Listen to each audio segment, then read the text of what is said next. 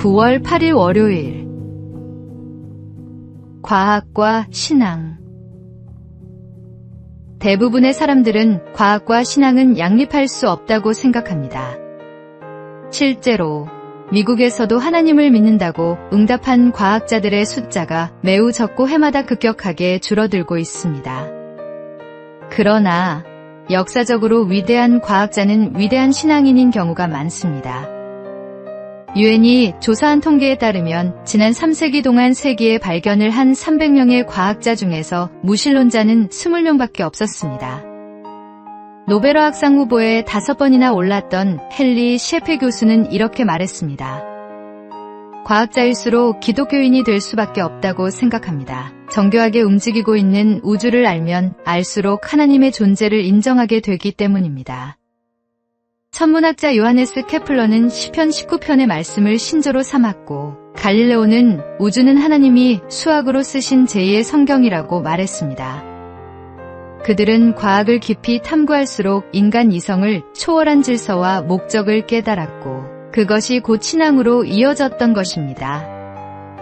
오늘 우리도 세상을 바라볼 때 우연이 아니라 창조의 손길을 볼 수 있어야 합니다. 세상의 모든 것이 하나님의 살아계심을 증거하고 있음을 믿으십니까? 믿음의 눈으로 세상을 바라보며 거부할 수 없는 하나님의 살아계심을 느껴보십시오. 오늘의 말씀. 창세로부터 그의 보이지 아니하는 것들, 곧 그의 영원하신 능력과 신성이 그가 만드신 만물에 분명히 보여 알려졌나니. 오늘의 만나. 하나님의 창조 세계는 과학을 통해 더욱 신비롭게 드러납니다. 모든 피조물 속에서 창조주의 지혜와 능력을 발견하십시오.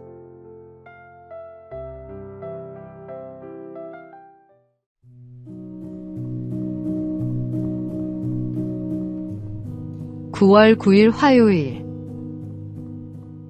문서, 전도의 힘.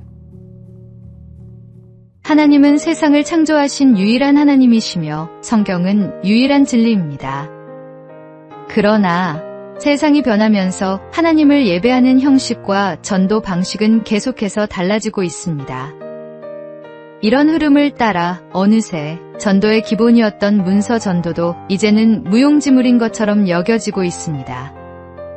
최근 10년 사이 주님을 만난 사람 중에는 노방전도나 문서 전도를 한 번도 경험해 본 적이 없는 사람들도 있습니다.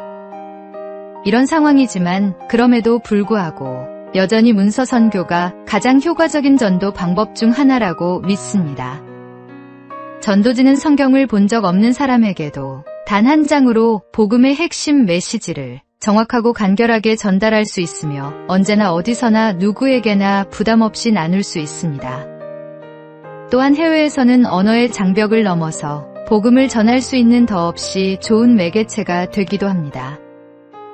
때로는 말보다 더 강한 메시지를 담아 사람의 마음을 두드리기도 합니다. 주님의 복음을 전할 수만 있다면 우리는 수단과 방법을 가리지 말아야 합니다. 관계를 통해 가까운 이에게 복음을 전하는 것도 귀하고, 전도지를 통해 처음 보는 이에게 복음을 전하는 것도 귀합니다. 하나님이 주시는 감동을 따라 때를 얻든지 못 얻든지 힘써 복음을 전하십시오. 오늘의 말씀. 그러므로 너희는 가서 모든 민족을 제자로 삼아. 오늘의 만나. 복음을 전하는 방법은 다양합니다. 하나님께서 주시는 기회를 놓치지 말고 복음의 씨앗을 뿌리는 사명자가 되십시오.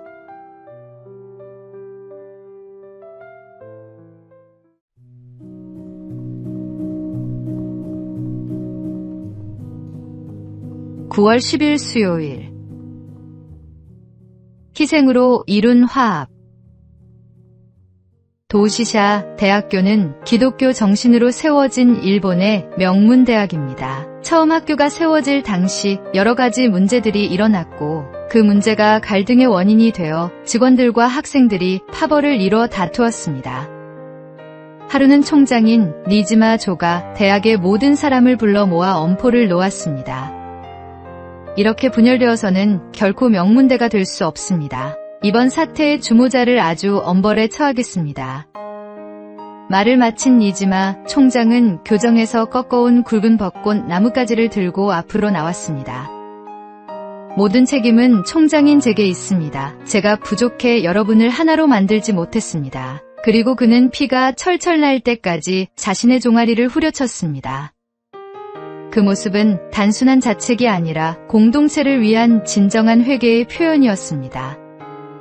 학생 8명, 직원 2명으로 시작된 작은 학교를 명문 종합대학으로 성장시킨 동력은 니지마 초대 총장의 희생과 섬김, 그리고 그로 인해 이뤄진 진정한 화합이었습니다. 희생할 줄 아는 사람, 겸손한 자세로 사는 사람이야말로 사람과 사람의 관계를 회복시키고 무너진 공동체를 다시 세우며 주 예수님을 다른 사람에게 소개할 수 있는 사람입니다. 내 것을 조금 손해보더라도 기꺼이 희생할 줄 아는 예수님을 본받아 사는 성도가 되십시오. 오늘의 말씀. 그리스도로 말미암아 우리를 자기와 화목하게 하시고 또 우리에게 화목하게 하는 직분을 주셨으니. 오늘의 만나. 진정한 리더십은 희생과 겸손에서 나옵니다. 내 것을 내려놓고 먼저 화해의 손을 내미는 그리스도의 마음을 품으십시오.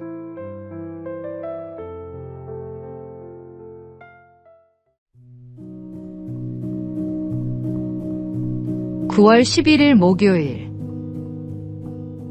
신앙의 고수가 되는 길. TV 프로그램 생활의 달인을 보면 평범한 사람들이 한 분야에서 놀라운 경지에 이른 모습을 봅니다.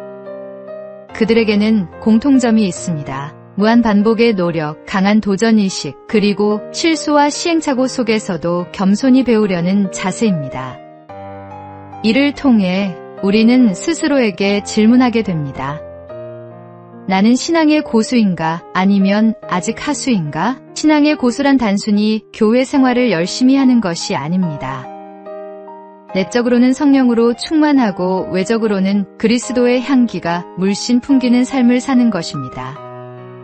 바둑의 고수 조은현은 아플수록 복귀하라. 승리한 대국의 복귀는 이기는 습관을 만들어주고 패배한 대국의 복귀는 이기는 준비를 만들어준다고 했습니다. 신앙생활도 마찬가지입니다. 매일의 삶을 복귀하며 하나님 앞에서 반성하고 성찰하는 것이 필요합니다. 예수님을 닮고자 하는 거룩한 열망, 훌륭한 신앙의 선배들로부터 배우려는 겸손한 자세, 하나님의 말씀을 삶에 적용하려는 끊임없는 노력, 이런 것들을 무한 반복할 때 우리는 그리스도의 장성한 분량이 충만한 데까지 이를 수 있습니다. 신앙의 달인이 되는 길에는 지름길이 없습니다. 오직 매일의 훈련과 말씀 묵상, 그리고 성령님의 도우심을 구하는 기도가 있을 뿐입니다. 오늘도 한 걸음씩 그리스도를 닮아가는 여정을 계속해 나가야 합니다.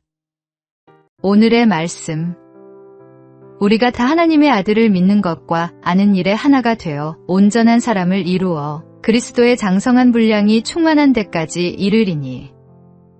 오늘의 만나. 매일의 작은 순종과 훈련이 모여 그리스도의 장성한 분량에 이르게 됩니다. 오늘 하루도 주님을 닮아가는 작은 걸음을 내딛어 보시기 바랍니다.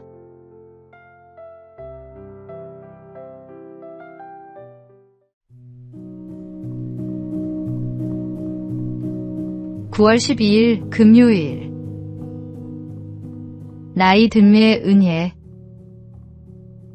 세월 앞엔 장사 없다는 말처럼 사람들은 노화를 두려워합니다. 흰머리와 주름, 구부정해지는 등을 보며 나이 드는 것을 부정적으로만 생각하곤 합니다. 그러나 최근 연구 결과는 우리의 편견을 뒤바꿔줍니다. 나이 먹는 것에 대해 긍정적으로 생각할수록 더 건강하게 오래 살 수 있다는 것입니다. 나이가 들수록 스트레스를 다루는 능력이 향상됩니다. 인생 경험이 쌓이면서 웬만한 일에는 흔들리지 않고 감정 조절도 더 능숙해집니다. 부정적인 감정에서 긍정적인 마음으로 돌아오는 회복 탄력성도 좋아집니다.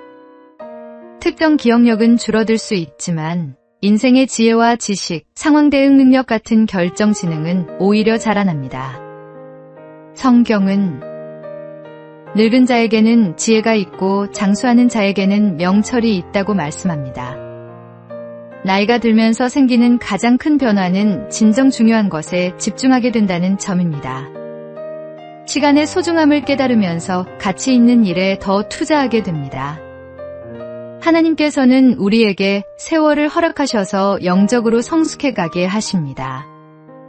젊을 때의 혈기와 조급함은 세월과 함께 지혜와 인내로 변합니다. 나이 드는 것은 쇠퇴가 아니라 하나님께서 주신 또 다른 형태의 성장입니다.